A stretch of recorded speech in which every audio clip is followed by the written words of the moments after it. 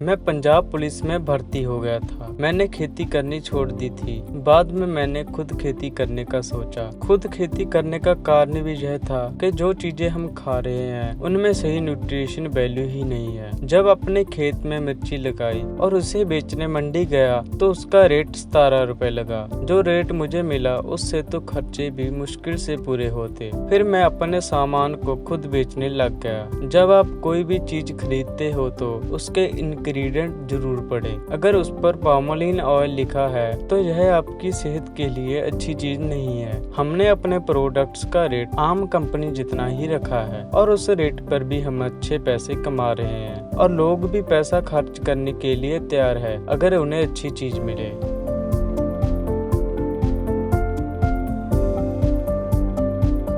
जी मेरा नाम गुरसेवक सिंह है ते पिंड मेरा सैना खेड़ा है। मेरा नाम गुरसेवक सिंह है। मैं जिला मुक्तसर साहिब के गांव सहना खेड़ा का रहने वाला हूं। मैं एक छोटा किसान हूं। मैंने खुद की एक कंपनी बनाई है जिसका नाम दी फार्मर मेड है। हमारे पास 4 तरह का अचार है। इसमें हरी मिर्च, लाल मिर्च, करेला और आम का अचार शामिल है। हमने सब्जी वाले पकौड़े और 4-5 प्रकार की पकौड़ियाँ खुद तैयार की है। हमने सरसों के तेल को कोल्ड प्रोसेस मशीनों में तैयार किया है। अगर मैं अपनी बात करूं तो मैं 2011 में पंजाब पुलिस में भर्ती हो गया था, जिसके बाद खेती करनी छोड़ दी थी। बाद में मैंने खुद खेती करने का सोचा। खुद खेती करने का भी यह कारण था कि जो चीजें हम खा रहे हैं उनमें सही न्यूट्रिशन वैल्यू नहीं है। उन्हीं चीजों के लिए मैंने खेती शुरू की। पहले साल मैंने वही काम किया जो मेरे बाप दादा करते आ रहे थे। मैंने धान और कपास की खेती की, पर उससे मुनाफा बहुत कम हुआ। मैंने सोचा कि अगर ऐसे ही चलता रहा तो कुछ नहीं बचेगा। पहले दादा के सिर कर्जा था, फिर पिता के सिर पर था, अब आगे मेरे सिर आ जाएगा। फिर मैंने सोचा कि मुझे वह खेती करनी चाहिए जिसमें खर्चे कम हो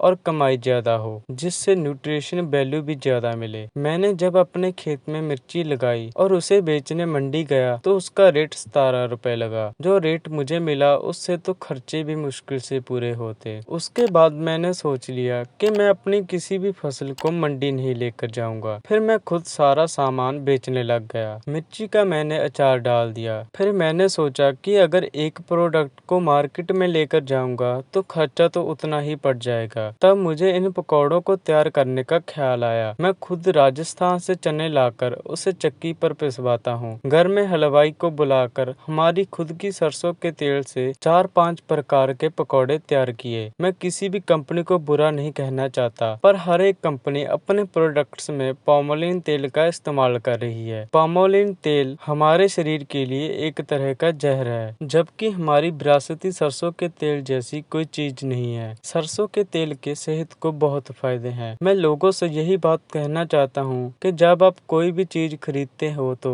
उसके इंग्रेडिएंट जरूर पढ़ा कीजिए। अगर उस पर पामोलिन ऑयल लिखा है तो वह अच्छी चीज नहीं है। उसे आप अपने बच्चों को ना दें। हमारी पकौड़ियों में बेसन, सरसों, देसी घी का इस्तेमाल किया जाता है। इसमें कमाई की बात करूं तो हमने आम कंपनियों जितना ही अपने प्रोडक्ट्स का रेट रखा है, क्योंकि इस रेट पर भी चीजें बेचकर हम अच्छे पैसे कमा रहे हैं। लोग अच्छी खाने वाली चीजों पर पैसे खर्च करने के लिए तैयार हैं, बस उन्हें अच्छी चीज मिलनी चाहिए। हमारे प्रोडक्ट्स के हर पैक यह बात जरूर लिखी होती है, no palmolein oil, no added preservatives, no artificial colour and flavour. मुझे पता है अगर मैंने अपने प्रोडक्ट्स में सोडियम डाल दिया तो इसकी शेल्फ लाइफ 2 साल तक बढ़ जाएगी, लेकिन मैंने इसकी एक्सपायरी पर सिर्फ 4 महीने लिखे हैं। उसके बाद यह चीज खाने के योग नहीं है। लोग मुझे शुरू से पागल ही बोलते हैं कि यह हर काम में अलग ही तरह से चलता है। मेरी जब शादी हुई थी मैंने दहेज में एक चीज भी नहीं ली थी और उस समय मैं सरकारी नौकरी पर था। मैंने सौगंध खाई कि मैं कोई भी गलत काम नहीं करूंगा। मैंने शौक के लिए खेती शुरू की थी और वह मेरे लिए मुनाफे का जरिया बन गई। अगर आप किसी भी चीज को दिल से करते हैं वह आपको जरूर मुनाफा देगी।